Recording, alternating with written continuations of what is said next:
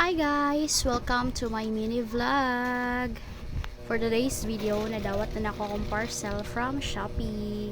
And then, ang sulod ani is mini brush. Sa halagang 1 peso guys, legit jud para sa mga bago nakasign in sa Shopee. Para makakuha mo mo bagong account, gitry lang na ako siya, pero legit jud siya. Sa halagang 1 peso na nakay 8 pieces mini brush. Mana siya, cute kayo. Napa siya pakapin nga Lifusa ba na siya. Collagen sleeping mask. Ako ina na diri. Pero wait effects ako na. By the way, ana drama na or pangay-angay. Then mo na siya guys, super smooth. Para na siya sa pang full coverage sa foundation ka na siya, pang blush on na brush.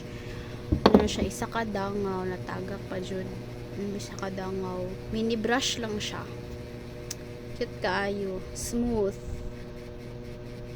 Sa halagang 1 peso, legit siya guys.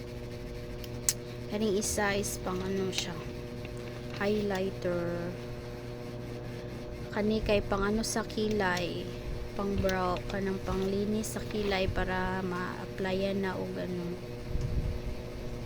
kana siya highlighter sa mata or unsa inyong gamitan, basta napaisa pang eyeshadow. Cute siya, legit 8 pieces. Tapos siya ziplock. O diba, halagang 1 peso lang yan.